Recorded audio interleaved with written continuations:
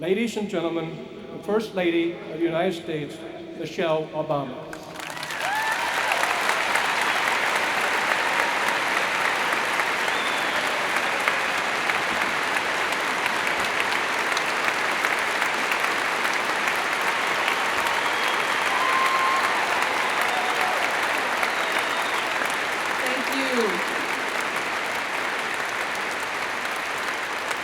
Thank you so much. I am thrilled and honored to be here to help celebrate the UNI class of 2011. So congratulations to you all on making it to this day. We are so proud of you. Now before I get started, I wanted to let you know that if my remarks run a little long, I promise that we'll take a break, crank up the music for the interlude dance. I've been practicing the ninja robot move. Did it just right. In all seriousness, I want to thank President Allen for that very kind introduction, as well as Executive Vice President and Provost Gloria Gibson, the Board of Regents, President David Miles, all of the members of the Board of Regents, and of course Katie Berg for her beautiful speech. Let's give them all a hand. And there are a few other people I want to thank: Congressman Bruce Braley, former Governor Chet Culver, Cedar Falls Mayor John Cruz, and Waterloo Mayor Buck Clark. They're all here to say thank you so much.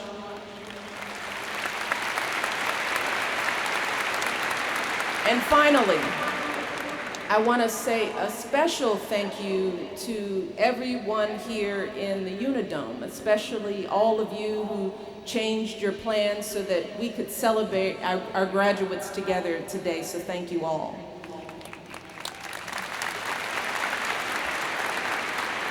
Now, as many of you know, this is not my first time here in Iowa.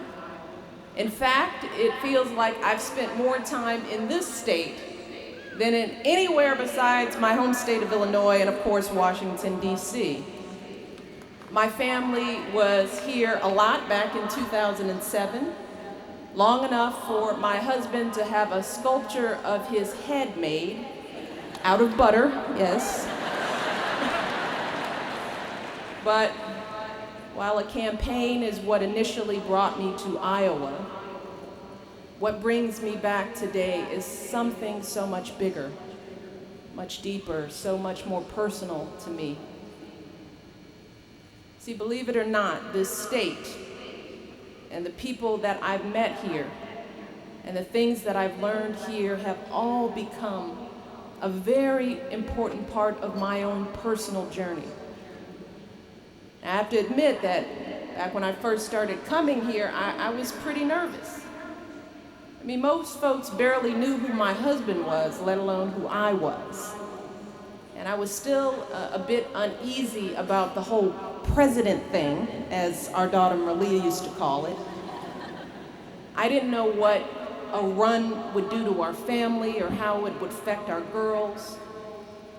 I'd never been to Iowa before, and I had no idea how folks would react to a perfect stranger waltzing into their kitchens and their living rooms. So I didn't know what to expect. But soon, you all showed me exactly what makes Iowa such a special place. And I will always remember this one gathering in Sioux City back in the early days. We were all at this beautiful home. It was a gorgeous day. So we were all sitting out in the backyard, and folks of all ages were sitting on lawn chairs and in the grass. And even though not one single person there had ever met me before, I was warmly welcomed, like an old friend. So we just started to talk to one another about our lives and our experiences. And the more we talked, the more my fears and apprehensions started to fade away. And I realized something important, that these folks weren't strangers at all. They reminded me of my parents, my aunts and uncles, the neighborhood kids from down the block. I just felt at home. So at home, in fact, that I remember I kicked off my high heels. I started walking around barefoot in the grass. Felt pretty good.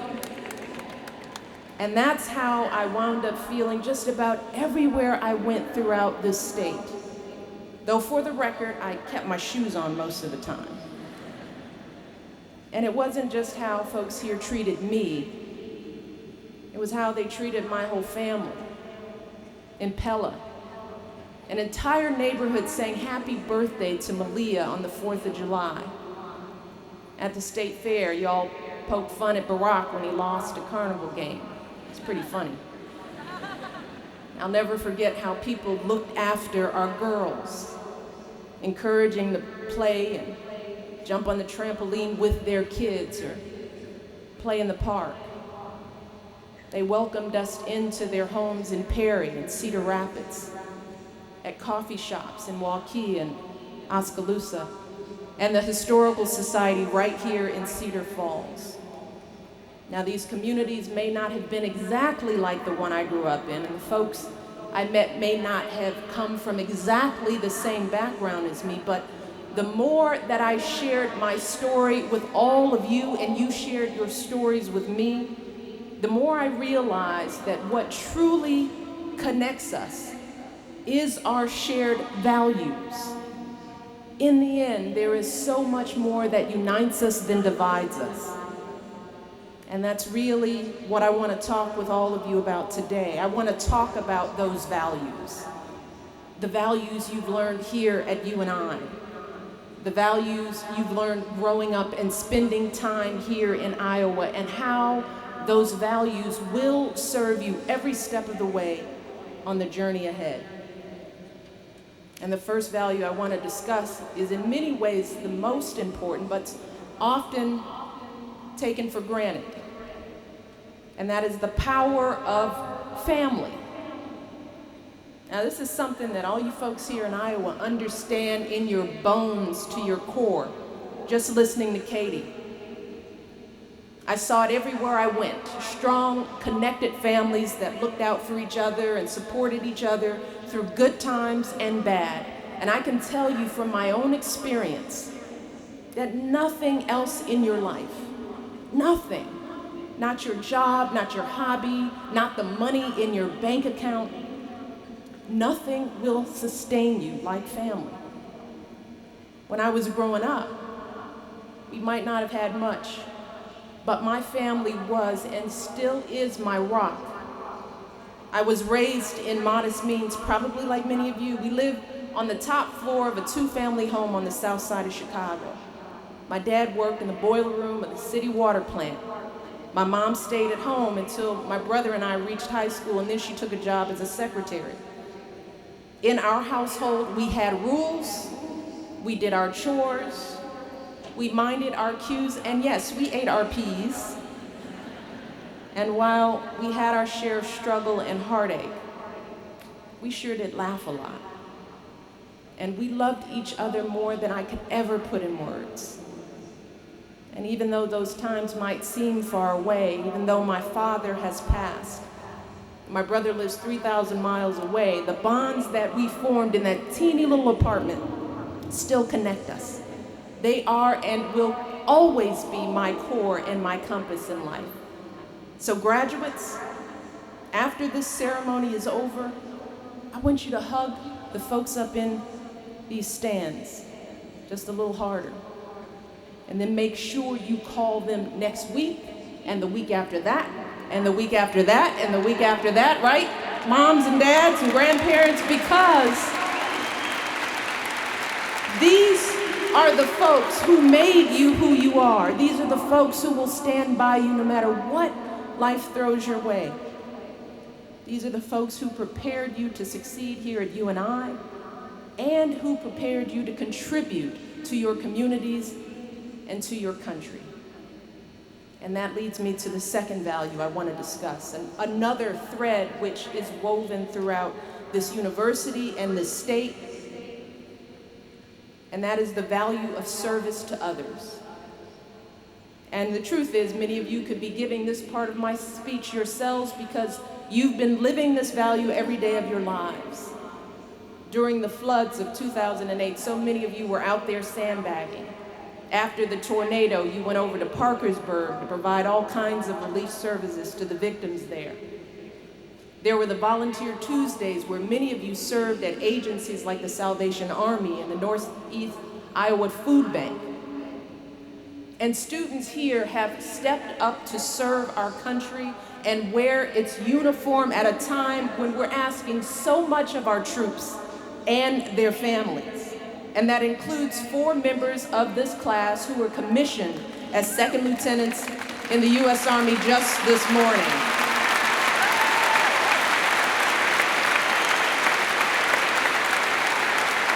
And I am so proud of them and so proud that so many of you have stepped up to support them. You've already launched a veteran student organization. You're putting together a website to connect military students to UNI resources. You're working with the VA to provide matching funds to help vets cover tuition and fees if they need it. And I encourage all of you, no matter where you go in life, keep doing that. Keep honoring our troops and their families. Because we've all seen just in the last week how much these folks deserve our support. I mean, just imagine a small group of brave men dropped by helicopter, half a world away in the dead of night, into unknown danger inside the lair of the most wanted man in the world. They did not hesitate, risking everything for us, for our freedom and security.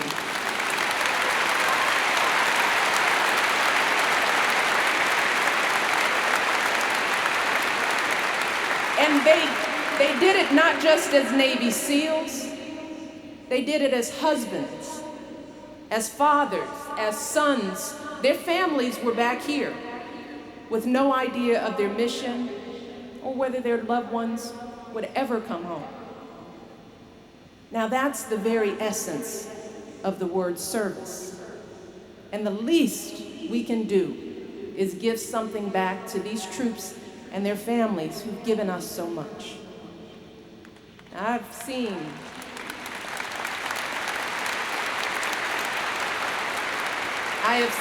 again and again that giving back, that serving others, just helps keep everything in perspective. Service is what connects us to one another, to our neighbors and our communities and our country. It reminds us that we are not simply individuals living isolated lives, but we're all woven together. So graduates, I hope that you all keep finding new ways that you can make that kind of impact. Now in my life, I found that helping military families is just one way that resonates with me. It's one of my many passions, and it's driven me to start a nationwide effort called Joining Forces to honor these military families. This passion keeps me going every day, knowing that I'm part of something so much bigger, so much more important than just my own individual wants and needs. And that's the third value I hope that you will all embrace. To find that passion within yourself and follow it wherever it takes you. And with all of the classes and the extracurricular activities and the experiences that you've had over the last 4 years, this university has given you so many chances to discover that passion. But understand that the process of discovery doesn't stop when you leave this campus. I know that from my own experience. Back when I graduated from college a very long time ago, I was certain that I wanted to be a lawyer. So I did everything I was supposed to do. I got my law degree. I went home and got a job at a big fancy firm in Chicago. By all appearances, I was living the dream. But the truth is, all the while that I was climbing, I knew something was missing. Sure, I was working up in a tall building downtown, but when I looked out across the skyline of the city, Even though I could see the community I had come from way off in the distance, I was so far up, so far away that I couldn't feel that community. I felt like I was beginning to lose that connection to where I'd come from, and I realized I didn't want to climb anymore. I wanted to be grounded, working with the folks that I knew, folks like the ones I grew up with. I wanted to be mentoring young people. I wanted to be helping families put food on the table and a roof over their heads. I wanted to be giving folks the same kind of chances that I'd had. So I did something that shocked my friends and my family and added about a decade onto my student loan debt. I quit that job. Yes, crazy me. I left that high-paying firm to go work for the city government. From there, I moved on to lead a nonprofit organization called Public Allies, helping other young people pursue public service careers. I wasn't making nearly as much money, and my office wasn't nearly as big or nice, but I was working with terrific young people and colleagues who inspired me. I found that I would wake up every day with excitement, a sense of purpose and possibility, because I was finally doing something that made me feel fully alive. And graduates, that's what I wish for all of you today, for you to find that career, that calling that makes you feel fully alive. And I know that your passions may not be the same as mine, that's fine. You may feel most alive in front of a classroom, maybe a boardroom, or even in one of those high-rise office buildings. But no matter what it is, keep that fire burning. And it won't always be easy. The path won't always be laid out neatly for you. Sometimes you won't be able to find that perfect job. Sometimes you might have to take a job just to stay afloat. Those are the realities of life. But no matter what you do from 9 to 5, know that you should always try to find some way to pursue what you love. Maybe it's a hobby that one day becomes your own business. Maybe it's some volunteer work that helps you develop new skills and passions. And you will have false starts and setbacks along the way, that is for sure. But I promise you that if you keep listening to yourself and keep yourself open to new possibilities and new people and new ways of thinking, you will find a place in this world that feels right for you. And that openness, that willingness to be exposed to new people and experiences, that is the final value that I want to discuss today.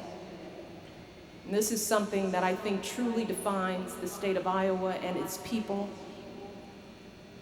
You all don't rush to judgment. You'll give just about anyone a respectful hearing. That was certainly my experience. People didn't know a thing about me yet. They listened. They were curious. They asked questions. They gave me the benefit of the doubt and a chance to show who I was, and that's because people here in Iowa understand that everyone has something to offer. Just think about your classmates here at UNI. While you all might look similar today in your black robes, very distinguished, I know that there is a kaleidoscope of talents and passions and experiences with which you've enriched each other these past 4 years. We just met Darian Watson from Gary. He's the first person in his family to go to college, and he's inspired his older siblings to think about getting their degrees. We've got graduates like Ashley Pesca from Martell, Iowa, who works tirelessly across the state to raise awareness for people with muscular dystrophy. We've got graduates like Renee Rapier, a singer from Marion, Iowa, who's won opera awards all across the country, even being invited by one of the 3 tenors to sing in Los Angeles. We've got graduates like Nadine Ishimwe, who survived the Rwandan genocide as a child, came to Cedar Falls 4 years ago when she couldn't even read, write, or speak English. Each of these students, and every single one of you, is unique in some way. Each of you has something different to teach the rest of us. And I would urge you to be curious about those who have experiences different from yours. Learn from them.